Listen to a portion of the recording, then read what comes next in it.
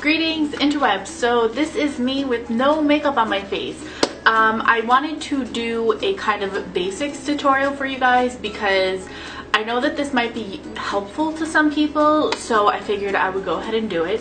So if you couldn't tell by the title, I'm going to be showing you guys kind of a full face makeup routine that's good for cosplaying. Now obviously you can tailor this to whatever products you use, whatever your preferences might be, but I'm just showing you guys what I do when I know that my face needs to last me for hours and hours and hours, and it also needs to look good in taking lots of pictures. Just kind of my little routine that I have found to work best for my skin and my face, and kind of my routine that I like to do. So on my face right now is just my moisturizer. I use the Aveeno Baby body lotion, body moisturizer, something Aveeno Baby, and I just moisturize that. I let it sink into my skin for probably about 5-10 minutes, and then I took the Too Faced Primed and Poreless Primer, put that on my face, and I let it kind of sink in for about 10 minutes at this point. When you're working with makeup, you want to let your moisturizer and your primer sink in and have a chance to kind of settle on your skin so that your makeup has a really good base to adhere to. I'm just going to be taking the Urban Decay All Nighter Makeup Setting Spray and just kind of spritzing that around my face. Now, I know that this is a setting spray. I like using it beforehand. I don't actually know if it does anything, but I like to tell myself that it does. So when I know I need to have my makeup lasting, I will go ahead and spray this before I do my full face. When it comes to foundations, you want to stay away from anything that has a really high SPF value in it, because if you take photos and you notice that your face is looking a little bit ghosty, it's probably the SPF, because when you're taking photography, especially flash photography, that SPF will have that kind of like white kickback on your face. So you want to make sure that anything that you use is either going to have no SPF or, like I said, a very low SPF value. For my face today, I'm actually going to be combining two different foundations. I like the Estee Lauder Double Wear. This has an SPF of 10 in it, but I've never noticed any kind of a white cast on my face. Now, I may not be the best judge of this because my face is white cast on its own. It doesn't need any SPF to do that. So that's kind of something you're going to have to judge and play it by ear, but for me, I don't notice anything significant. And I'm also going to be taking the Kat Von D Lock-It foundation, and I like these together because they're both extremely long wearing, they're both really full coverage, and as you can tell, this is too pink for me and this is a little too yellow for me. I can get away using them on their own, but I like to mix them because I find that the finish on my skin looks really nice. Once you have your correct shade, this is kind of all, again, personal preference. Now, when I want a fuller coverage, what I typically do is I take the foundation and I stipple it around my face just so that it gets the product really on there, and it gives me, like I keep saying, a fuller coverage. So I do this and I look like a little bit of a crazy person for a little bit, so that's going to be okay. And now from this point you can either take a beauty blender, you can take a brush, but I'm going to use this. This is a BH Cosmetics kind of like little blush brush, and I'm just going to start buffing the product into my skin. Now this takes a little bit longer when you're using this kind of a method, but I find that I really like the coverage it gives. It gives my skin a really flawless airbrush kind of a look. So you're just going to keep working with this and buffing it in until everything looks normal and I don't look like a crazy person. When I'm applying my foundation, I also try to stay away from my eye area generally, only because I know that I'm going to go in and apply a lot of different concealers under my eye. So if I have foundation and then all my concealers and then powder, it looks to be a bit much. So I try to stay away with the foundation only because I do know I'm going to be loading up the products there later. But if you do find that you don't have like super dark circles like I do, and you just want to apply a little bit of foundation to give you that little bit of boost, you can do that, and if that works for you, more power to you, ma'am, but I don't have that luxury. So I always have to make sure I get my nose, because my nose gets super red, and then my cheeks, you can probably still see it, they get really red as well. These struggles of being a ghost. So also I always have to make sure I take it down my neck. This is kind of something I feel everyone should do anyway, just so that there's no weird lines on your face. And did you hear how my voice got really weird when the brush hit my throat? So once that's all kind of blended in, If I find that my makeup's looking a little bit cakey or it's just not looking 100% like I want to, I'll go in with a damp beauty blender. This is actually not a beauty blender. This is a knockoff one I got at Sally's a while ago. I've been kind of testing it out, and I gotta say it's the exact same thing as a beauty blender, and I got it for like $6 in a pack of 2. So check your local Sally's because they pretty much have the beauty blender for a fraction of the cost. So what I'll do is I'll just kind of dab around my face just a little bit to make sure everything is nice and blended and, you know, we're looking good. Now, for under the eyes, I go overboard because when I know that I need to be taking a lot of pictures, or especially when I'm filming, I do this as well, I get really dark circles under my eyes, and with the bright lights, it looks a lot worse than it is. So I know that I need to take a few extra steps to kind of cover that up a little bit. I haven't found any holy grail products in terms of covering my dark circles. I have a list of things that I've been meaning to try, and I just haven't gotten around to it. So this is what I've been using for now. It works fine. It's not, you know, 100%. I wish it would do a little more, but, you know, for now it's fine. So first thing I'm doing is I'm taking the Garnier Anti-Dark Circle Roller. This is just a yellowy color, and I'm almost out. That's why I have to keep shaking it. So I focus this right on where the darkness is, and I get really bad darkness right here. I don't know why. And I also get it on the inner corner. So I kind of just focus it there. I try not to bring it everywhere because this is very yellow on my skin, and I don't need this going everywhere. Once that's on, I'll go in with a kind of fluffy crease brush, or even sometimes I'll use something like this. Just anything that's a little bit fluffier but not too dense. And I just start going in with circular motions and just really buffing this into my skin.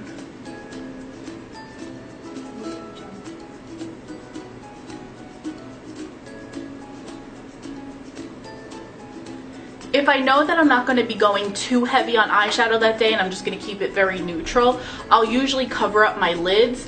But today, because I'm about to go and film a tutorial after this, I know that there's going to be bright colors there. So I'm trying to stay away from putting my concealer up there because I think it's unnecessary product, and you're giving yourself more of a possibility of getting creasing on your eyes, and when you're trying to have your makeup last all day, creasing is not cute. So as you can see, I'm starting to look more alive again. So next I go in with Benefit's Erase Paste. This is just a creamy salmon-y color concealer, and I go in with a little domed synthetic brush like this. This is the Sigma P82. I like this one in conjunction with the Anti-Dark Circle Roller because the Dark Circle Roller, as you could see, was very yellow, so that counteracts the blue tones in my dark circles, and this is more orangey, so it's going to counteract those purpley undertones. And my dark circles are so bad, I have both, so I try to counteract that and just use both color correctors. So what I do is I take this on the tip of my brush, and just like with the Dark Circle Roller, I dab it only where the darkness is. And then just going in with that same brush, I'm going to be doing the same kind of deal with the blending.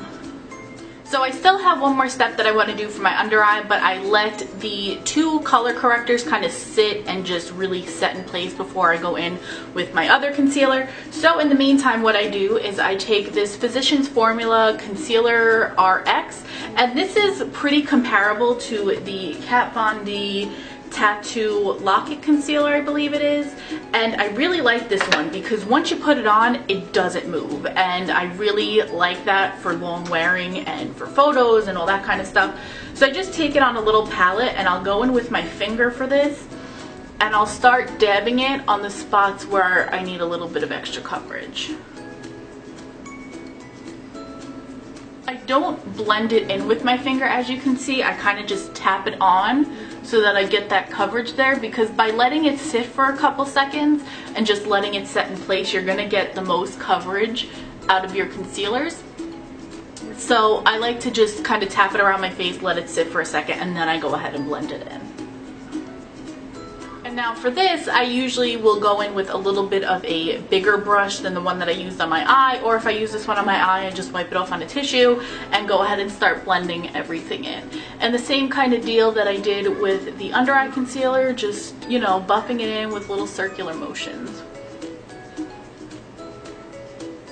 And now for the last concealer I'm going to be applying, I'm taking this Maybelline Instant Age Rewind Eraser Dark Circles Treatment Concealer, and I'm just going to be popping this all underneath my under eye area and just making like that kind of triangle thing. I'm pretty fair, so it doesn't really do much to highlight for me, but it does give me that little bit of extra coverage to get rid of any lingering darkness that the two color correctors didn't really cover.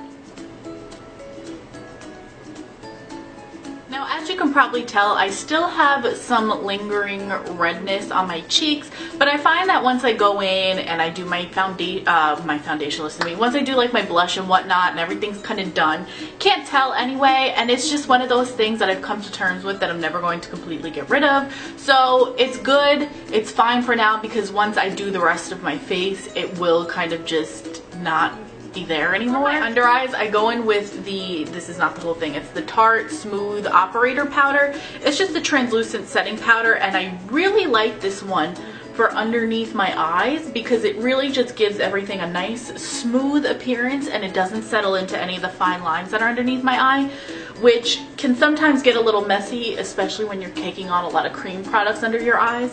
So this just helps keep everything locked and set in place, and it's really not going to move on you. And for the application, I like to dab it on first in the areas that I know I need everything set in place.